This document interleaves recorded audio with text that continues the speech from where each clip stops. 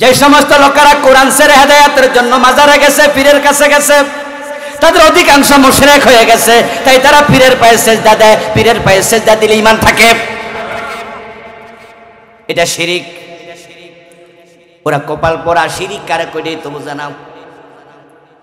তখন তারা বাড়িতে বইয়া বইয়া পীর বাবার তাওয়াজ্জু নেয়। পথ হারাইলেও পীর বাবারে জিগায়, পীর বাবা আমার পথ দেখাইয়া দেন। অথচ পীর কই কো মাটির নিচে, ওই মাটির নিচেতে পথ দেব কেমনে? তার আকীদা এত বিভ্রান্তি ঢুকছে, সে পথ হারা শিরিক আর বোঝে না।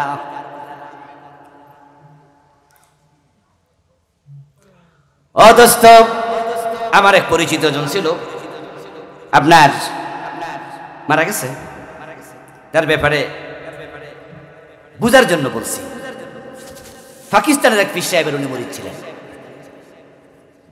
তো উনি গেছে পাকিস্তানে, পীর সাহেবের বাড়ি শ্রীকোট জায়গার নাম। উনি আমার বলতেছে যাওয়ার পথে আমি রাস্তা হারাই ফেলছি, পথ চিনি না। তা আমি বললাম পথ না চিনলে মানুষের জিগাইলে তো সারে, ওই এলাকায় কি মানুষ নাই? আছে কিন্তু জিগাই নাই। তো না জিগাইলে কি হয়েছে? আমি বলছি আব্দুল কাদের জিলানী আমার পথ দেখাইয়া দেন। কিছুক্ষণ পরে পথ পাইয়া গেছি। আমার সিনিয়র ছিল।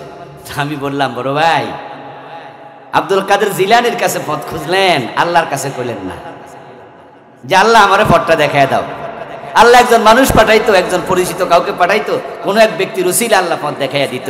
কিন্তু আব্দুল কাদের জিলানি থাকে ইরাকে, কবরস্থানে মাটির নিচে শুয়ে আছে। আপনি উনার কাছে চাইলেন, ঈমান আপনার থাকবে? মরা বেড়া আপনার কেমনে পথ দেখাবে? কই তোমার একটা সমস্যা, তুমি বুঝতে চাও না। উনি অনেক বুঝছে, আমি বুঝতে চাই। সন্তান হয় না পীরের কাছে, মরা পীরের কাছে গিয়ে সন্তান চায়, এমন লোক বাংলাদেশে আছে না নাই? ও বেটা শিরিক কেন করলো? এটা যে শিরিক কেন করলো সে বোঝেন, এটা যে শিরিক। এই জন্য আমি দোস্ত বলছি, কোরআনের কাছে আসেন। কোরআনের কাছে আসলে কোরআন আপনাকে বলবে এটাই জান্নাতের পথ। ইয়াহাবু লিমান ইয়াশাউ ইনাসা ওয়া ইয়াহাবু লিমান ইয়াশাউ যুকুরা আও ইউযাব্বিদুহুম যুকরানা ওয়া ইনাসা ওয়া ইয়াজআলু মান ইয়াশাউ আকিমা। কোরআনের কাছে গেলে আপনি পাইতেন, আমার আল্লাহ কোরআনে বলে তিনি যাকে চান ছেলে দেন, তিনি যাকে চান মেয়ে দেন, তিনি যাকে চান ছেলেও দেন মেয়েও দেন, তিনি যাকে চান একটাও দেন না, বন্দা বানায়া রাখে। আওয়াজ দিয়ে বলুন, আপনি বুঝতেন সন্তান চাওয়া লাগবে কার কাছে?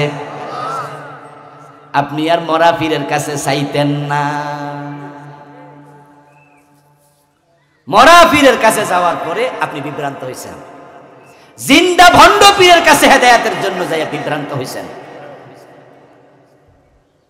ওই ভণ্ড পীর আপনাকে বলে দিছে পায়ে সেজদা দিলে অসুবিধা নাই, এটার নাম দিছে তারা সেজদায়ে তাজিমি। আমরা বললাম না, ইবাদতের মালিক একমাত্র কে? তাই সেজদা দেব শুধু কাকে? অন্যকে সেজদা দিলে শিরিক হয়। তখন ভণ্ড পীর মুরিদরে বিভ্রান্ত করে শিখায়, বলে আবুল কালাম আজাদ বাশার, ওরা শরীয়তের মৌলবী, ওরা তো আর মারেফত বোঝে না। আর মারেফতে এসব জায়েজ, শরীয়তে নিষেধ, মারেফতে জায়েজ। এটার নাম সেজদায়ে তাজিমি। তোমরা যদি এর দলিল চাও তাহলে কোরআনে সূরা বাকারা দেখো, ফেরেশতারাও আদম নবীরে সেজদা দিছে। আল্লাহ ছাড়া অন্যরে সেজদা দিলে যদি ঈমান চলে যায় তাহলে ফেরেশতারা কি মুশরিক হইছেনি? ঈমান গেছেনি? মুরিদ কয় না, কথা হলো আমার সেজদা মারো, তোমাদের ঈমান যাইব না। আবুল কালাম আজাদ রাইউল্লাহ বোঝেই না। মুরিদ এবার ভণ্ড পীরের কথা শুনে কনভিন্স হয়ে যায়, কথা তো ঠিক, ফেরেশতারা তো আদম নবীরে সেজদা দিছে, এটা তো সত্য কথা।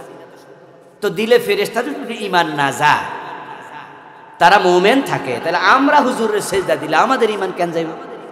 তাহলে বোঝা গেল আবুল কালাম আজাদ হুজুরদের কথা বেঠিক, আমার পীর বাবারটাই। এখন পীরের সেজদা একা দেয় না, বউরের লইয়া সেজদা দেয়, নিজের ফলামা এরকম সেজদা মার, এমন আছে না? 14 গোষ্ঠী দেয় সেজদা মারতাছে।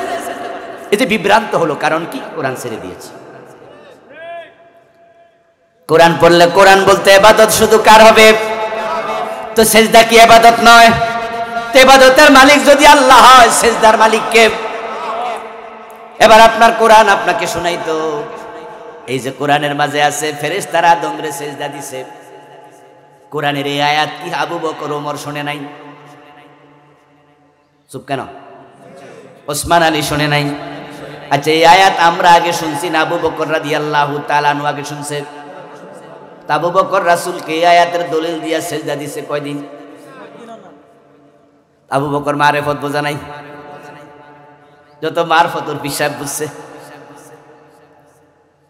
যদি আয়াতের দলিল দিয়া ফিরকে সেজদা দেয়া যেত, সাহাবারা রাসূলুল্লাহকে সেজদা দিতেন সবচেয়ে বেশি, কারণ প্রিয় নবীর মতো বড় পীর নাই, সাহাবাদের মতো বড় মুরিদ নাই, ঠিক কি না? কিন্তু ফাতেমাতুজ জাহরা বাবা নবী মুহাম্মদকে সেজদা দিছে কয়দিন? মা আয়েশা সিদ্দিকা স্বামী মুহাম্মদ নবীকে সেজদা দিছে কয়দিন? তো তোমরা দলিল ফাইলা, ওরা দলিল বোঝা নাই। খুব সাবধানের জন্য পীরের কাছে যাওয়ার আগে কোরআনের কাছে যান। কোরআন আপনাকে শিরিক থেকে বাঁচাবে।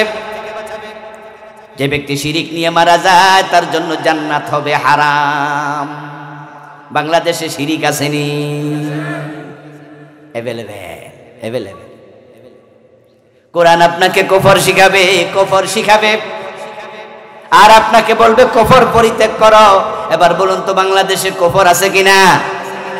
এখন তো স্কুলের সিলেবাসে পর্যন্ত শিরিক কুফর ঢুকাইতেছে।